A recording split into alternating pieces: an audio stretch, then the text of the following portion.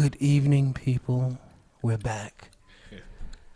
This is the Black Raspberry Radio Show, where politics and R&B music from the 1970s collide like the Big Bang Theory. What's going on, Brother B? Peace, peace. Glad to be in the house once again. Yes, I'm glad that you're here, my man. I'm glad that you're here. We have just heard the song, Let Me Show You the Way to Go. This song was done when the Jackson 5 left Motown and they went over to CBS Records at that time, and they signed with, I think it's, I don't want to say Hollandoza Holla or Gamble and Huff. I think that's who it is. The Philly International. I think they was working for Motown too at one time, but they split it away to start their own production, and that was the lead single off that album, because I think Enjoy Yourself is actually also on that album too. All praise be due to Joe Jackson for getting them kids out of Gary, Indiana, because y'all would have been working in those coal mines. And, you know, Joe Jackson just wanted something really better for his children. And I know he whooped butt. He had y'all in the strip joint, but if you wasn't in the strip joint, Mike, you would not have been tagged with the King of Pop. And later on down the line, Michael Jackson had left, because he said that he hear these sounds in his head. If you've seen the Jacksons movie, The American Dream, I have these sounds in my head. And that's when Living Off the Wall came, and Thriller. So what's going on, B? Today is Columbus Day. Oh, Lord Jesus. For those that don't know, but yet people were home. Kids were home from school. Right. National holiday. It's a national holiday. Why? I don't know any longer. But, right. Everybody knows the man didn't discover America. Right. But, here we go. I was looking at the news, and I seen de Blasio, the mayor of the city of New York, and you had Cuomo. They was all out there, for their heritage. From the heritage of things, I can respect that. But Columbus, you know what you did. You actually got lost. And a couple of shows ago, I always bring up the Game of Thrones. And Columbus did not want to cut through the Middle East to get to India, to get those spices, that curry, that pepper, them peppers, them sweets, what he wanted. He's like, I am not going through Turkey. I'm not going through there where them Persians is at, so I'm going to sail around it. And you got lost. Yeah. And it way on the other side of the planet, and you said, I went west. And, you labeled it the West Indies, and I think the closest you came up to Florida. And, along with your smallpox that you had, you kind of wiped out a whole race of people, not even by the pillage of slaughter of the gun or the slaughter of your sword. You killed people with the diseases and stuff that came from over there from Europe. Yeah.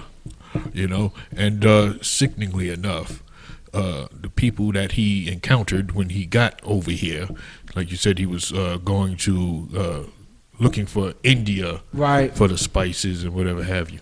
But when he landed over here, he called the people that he found here the Indians. Right. You know what I'm saying? But these people were dark copper-toned, brown-skinned individuals, right, who were indigenous of this land. Right. Okay. Who were natives of this land. Right. So he brought along a lot of STDs as they, began to, rape and pillage. Right.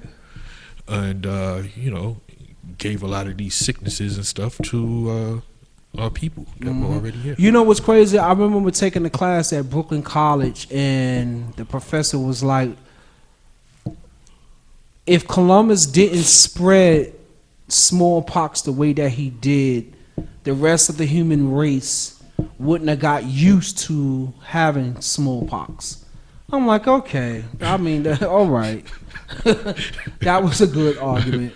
If you was trying to get your point across, because that professor there, he took my grade down from an A to a C minus, because a C plus, I think. It was because he smiled.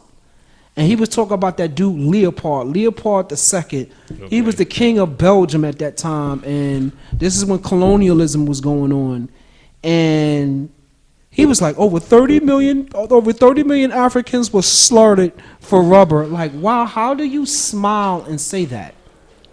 So I wrote on a paper and said, well, I'd rather be labeled to be prehistoric than to be labeled as the devil of the planet. I'd like to know who was keeping count Right. That's the truth. of how many, saying Africans or whatever were slaughtered. Slaughtered, Who? yeah. Did they count each one? Right. 1, 2, 3, 4. You know. But they, looking at the tapes, they would tie up rubber on their hands and cut off their hands. Like, you better go up in that rubber tree and you better get that rubber, because you know what's crazy? Colonialism also helped spark the Industrial Revolution, because you needed rubber. You need rubber on machinery. It's just like a car. A car needs rubber like that your belt. The belts, the hoses. Right. Yeah, these things are made out of rubber. Yeah. With your exhaust. But B, on a, let's get off Columbus with his crap. I would like to say curse words, but we can't, because we do not want the FCC to hand down fines. Someone had died that we was talking about, old school rapper that truthfully that came before Run, when Russell Simmons was making his run into the hip hop business, that late 1978, 79, 80, 81 thing. Who was this gentleman that passed away? His name was Jimmy Spicer. Right. And Jimmy Spicer, if you don't know who he is by name, you might know his songs, Super Rhymes. Right. Super Rhymes. And he also did the song, which has been sampled many times, Dollar Bill, y'all, Dollar Bill, y'all, dollar, dollar, dollar, dollar, dollar bill, y'all. Yeah, the great Jimmy Spicer has passed away.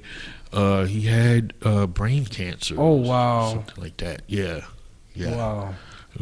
He was 61 years old. Okay. A lot of those older hip hoppers are of age. Yeah. In the 60s. I mean, if I'm 46 and I'm a child, and you think of Kool Herc and all the rest of them, they're right there in their 60s. I mean, Russell Simmons got to be like 61, 62. Sure, yeah.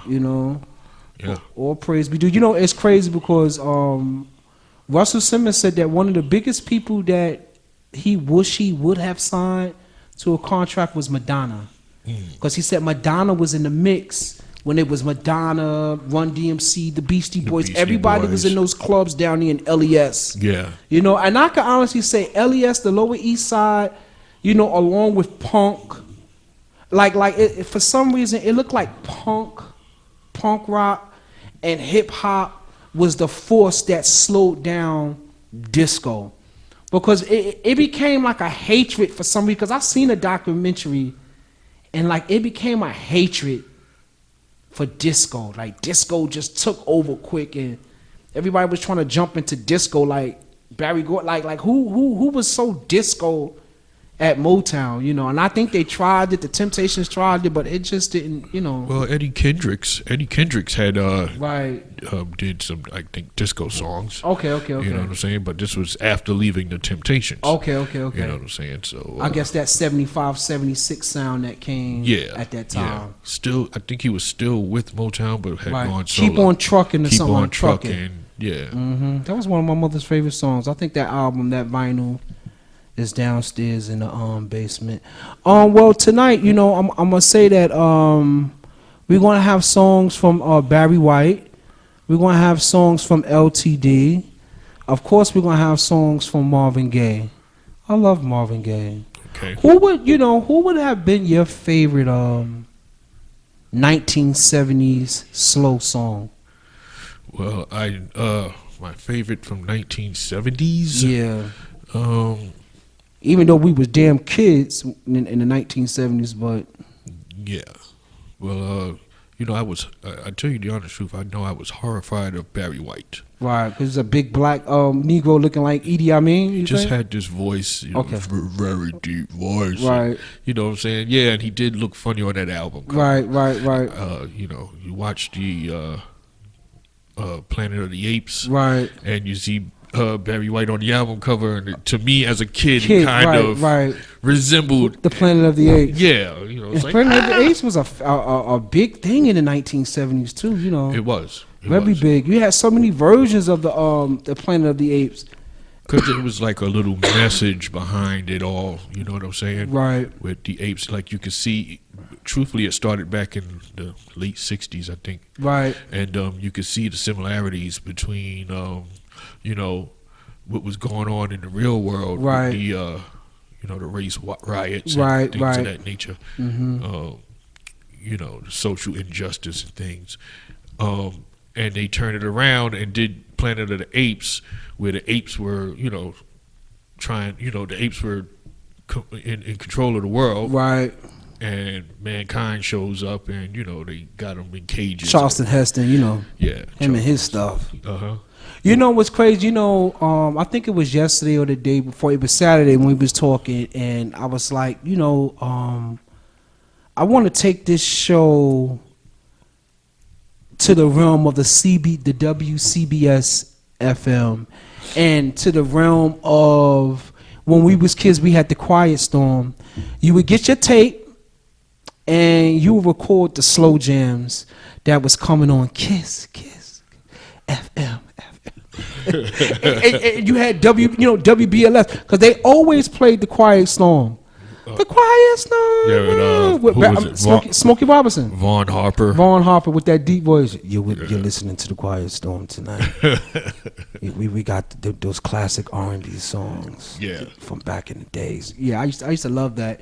And I was telling you, like, when you was in love or you had a crush on a girl, and I remember me having a crush on a girl. There was so many damn crushes I had. And they would play that song. And I used to love Force MD's Tender Love.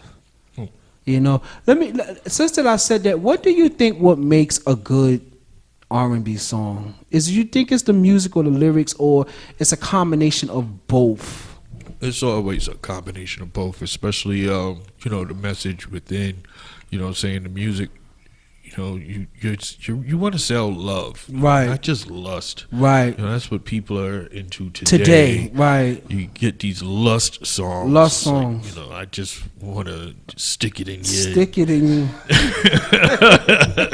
You know, I just want you to jiggle that booty. Jiggle that booty. You know, it's like, come on, man. Where's the love? Where's the love? And it's crazy because we are those kids that was born into love. Right. And no disrespect to you young bumpers out there, as my girl from the Warriors was saying, y'all born to the Wu-Tang Clan, y'all born into Ready to Die, and it's like I'm seeing it. Like while y'all was in them bellies, y'all was listening to that music, and y'all are some destructive. It's a lot of destructive thing. I'm not knocking nobody now. I'm glad that you getting your money, but I don't. Positive music or conscious music is not mainstream. It's there. Because when I come here, Math be playing, some people like, well, who the hell, like, who's this? It's like, yo, that's such and such and blah, blah, blah. I'm like, when did this come out? It just came out within the last 2 years. Like, wow. So it's like, you do have the conscious rap there, and you do have good R&B, because sometimes when I go on my Pandora, it be artists coming up. I'm like, wow, that sounds very 90-ish, early 90-ish, late 80-ish, and I look to see the copyright, and when it come out, 2019, like, wow. So it's out there, but it's just not, you know, so much mainstream. Right. Yeah. Right. You know. Who would be your top 5 R&B artists? Well, my top 5 R&B artists.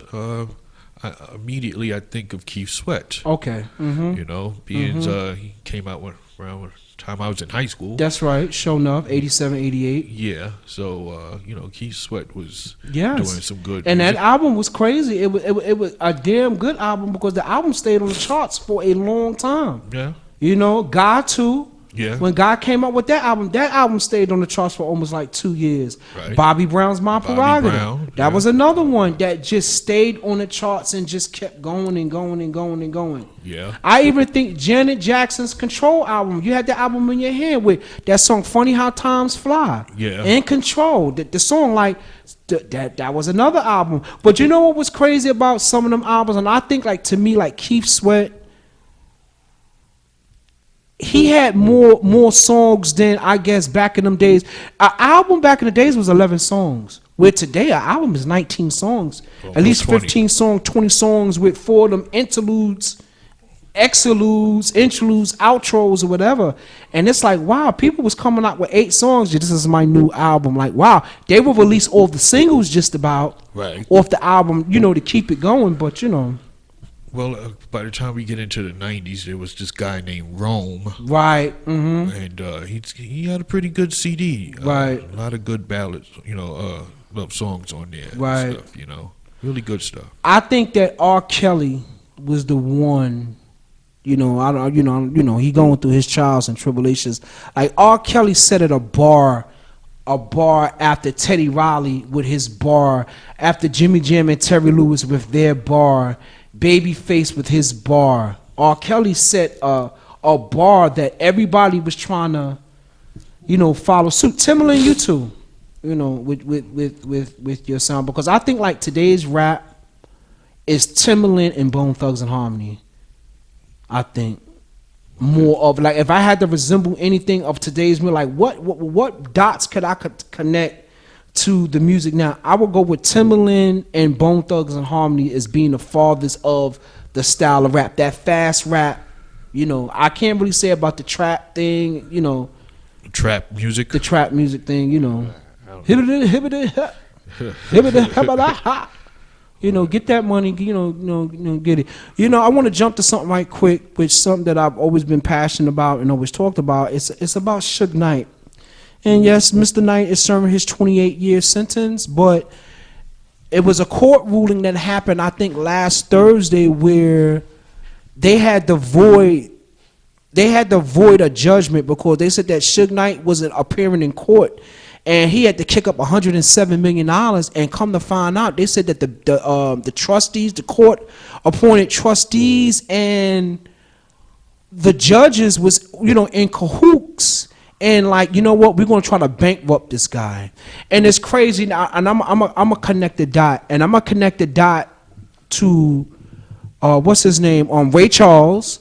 I'm going to connect the dot to Joe Jackson because they said that at a certain time, Suge Knight was hanging out with Joe Jackson. Wow. And Joe Jackson was telling him, build your music catalog.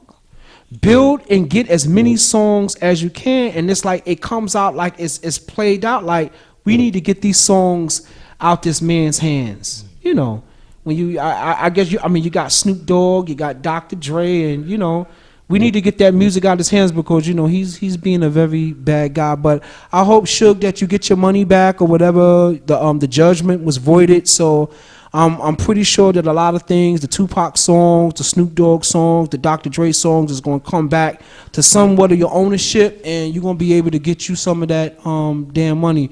We was talking about the Wu-Tang Clan. I know this is R&B, but we was talking about the Wu-Tang Clan. You had said that you haven't I haven't seen the recent episodes of the Wu-Tang American Saga series. Yeah. I haven't seen it, but I'm following it. So far, do you like it? It's pretty entertaining. Right. I think that they did a good job by coming out with the documentary first that they did. Yeah. That was on Showtime, and then coming, with the Hulu, with the Hulu series, and you're seeing that again, he tried to use Denise Williams. I just want to be free, and Denise Williams like, nah, you not getting this sample clearance here, buddy. It's not happening. Right. And he had to go what version he had to We Love You, Rakim. What was that song? I Love You, Rakim. Yeah. That song, but it wasn't the original song. And it's like, maybe if Rakim, it's crazy. What if Denise Williams would have done that? Allowed the sample to go through? Like, would the Klan have been formed? It was being rebelled back. I think it would have happened.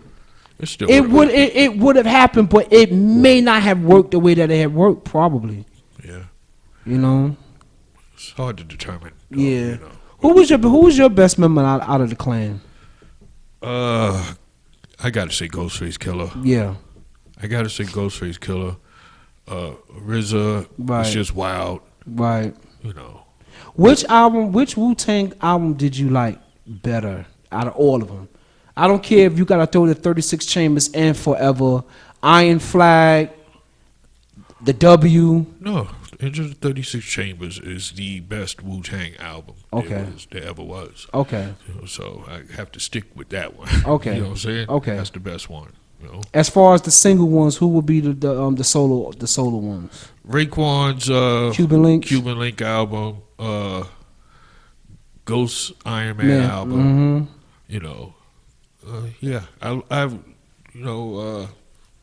have listened to all of them. Be honest with you, but Right.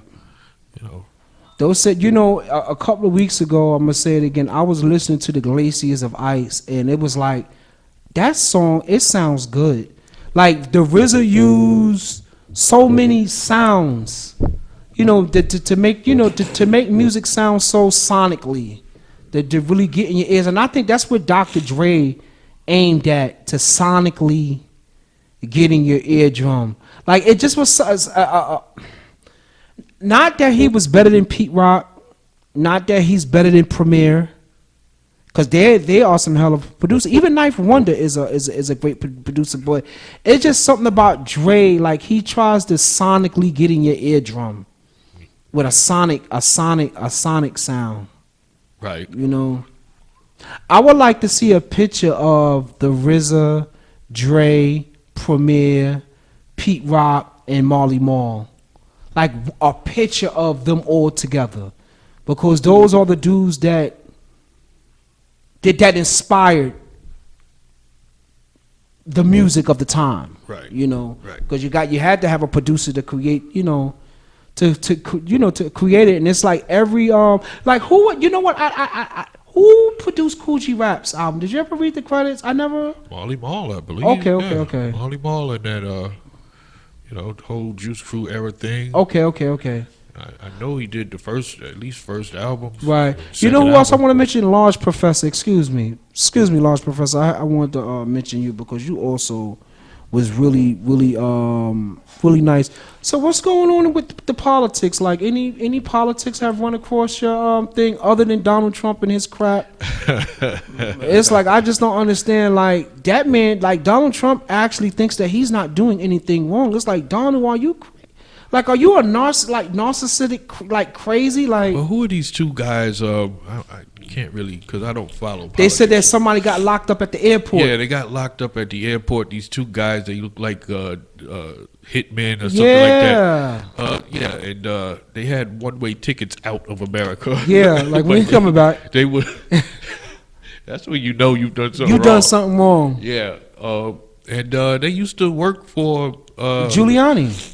Giuliani? Yeah, they said Giuliani was in the mix too, but they didn't arrest Giuliani, but they arrested them too. Well, I think they did some work for Orange Man also. Yeah. And he tried to say he didn't know them. Right. And they got pictures of him in the White House. And there's pictures of you with these guys. Yo, Donald. I just you know what? Let's just, we jumping around. In 84, 85, did you like Prince better than you like Michael Jackson at the time? Oh, that's a hell of Purple a question. Rain. It was like the competition is all right. Thriller came out before Purple Rain, but did you like Prince or did you like Michael Jackson? Boy, you know what? Going back in my memories of that time, right? I gotta say I liked them both, not one over the other, right? But was more familiar with Michael Jackson, true. Of course, right? You know what I'm saying? But Prince was, it seemed like he came out with a movie, right? Yeah, you know what I'm saying? That's the truth. Even though he had actually started Singles, in the late 70s, that's right. Mm-hmm. But Purple Rain, yeah, that movie, yeah, it just blew up, and it pretty much put Prince on the map. That's right. So it's like, this is how this man became famous. Yep. Just out of the blue, he had a movie. Yep. And blew his music up sky high. And it was a very good movie at that. Yeah. So it was a good movie. I'm trying to pity back off that blueprint and write in my story, and it's like that's a good one to pity back your ideal to. You had to like the man. You just had to at that time. And a very good musician. Yeah. You know, knew how to play the drums, knew how to play the guitar. They even said that he knew how to play basketball in them high heel boots. Charlie Murphy. He Charlie Murphy said when we got to his house, right. you know what I'm saying? He wanted to play a full court game. And he had on these damn high heel boots. Running the floor. Yeah. Putting it through his leg, laying it up, shooting jump shots and all that. I forget who this guy's name is. I saw an interview with him. I think he was a new member of Shalimar. Okay. And the dancer one. No, not the dancing one. There was one that I think took Jody Watley's place. Okay, right. Yeah. And he says how, you know, when they got to his house, you know what I'm saying, he was giving everybody pancakes. Right.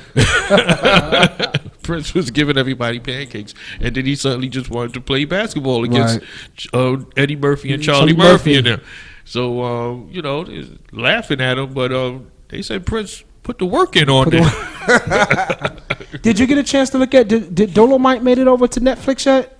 I don't know. Okay. I don't think that's gonna be until later, a little later on down the line. No, they said it was right away. It was a limited release.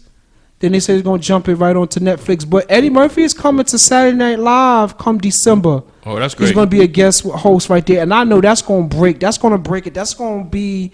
I guarantee that's gonna be Saturday Night Live's biggest show ever in a long time. You got Eddie Murphy. That's where he started. Yeah. He started from. And I'm gonna tell you, Eddie Murphy had such a good run with 48 Hours and Trading Places and Coming to America, and you know he had a good run. Shout out to Keenan Ivory Wayans and Robert Townsend, Arsenio Hall, and all those other guys that was, you know, in the mix, because it wasn't just Eddie. Because I think Keenan Ivory Wayans wrote the jokes for Raw. Yeah, he was the you know, writer for his stand up. Yes. I think it was Raw and Delirious. And Delirious. Yes. All praise be due to Keenan Ivory Wayans for Living Color. We're about to you know, wrap this up. You know, we got 4 more minutes of talking, and we're gonna go into this nice, cool R&B. B, what you want to say, brother? Well, you know, I'd just like to say, you know, big shout outs to everyone that viewed the show. Yes. You know what I'm saying? We appreciate y'all, because me bringing Brother B over, I got me some more damn views. Yeah. And, you know, thanks for watching. Continue to do so as the weeks go on. We'll be making the show much better. Much better. We'll have some more interesting topics, right? And you know, eventually I'll get over my stage fright. We always have interesting topics, because we have these conversations like every day of our damn life for the last 30 years. Yeah.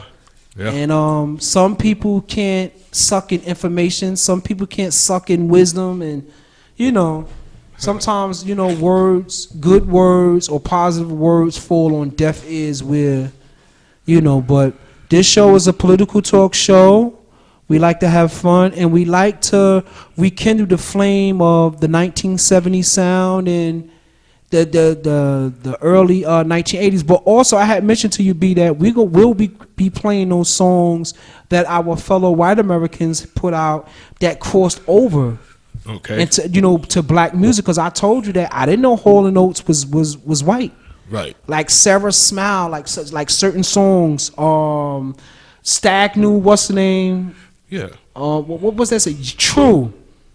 That was the name of the song. It's like, wow, I didn't know that they was what's the name. And even some of them songs that didn't cross over from white to R&B, like of course the Bee Gees. Let me give you a shout out to y'all, but the Animals. Like some of them old good late 1960s songs were you know, good songs, which they tried to actually sound like Tina Turner and Ike Turner. Yeah. And that was their role models at that time. Wow. You know, and they love listening to Motown. A lot of the British rockers, the British artists, they love the Motown sound. They love the style of black, you know, black music, you know? Yeah. Well, I mean, this music was very popular at the time, and you know, the artists were taking trips over there to those countries. So you know, yeah. So we're gonna wrap this up. I want to send a shout out to S.STREET Media for having us. 905 FM for having us, broadcasting that signal to the millions and millions and billions of people of the planet.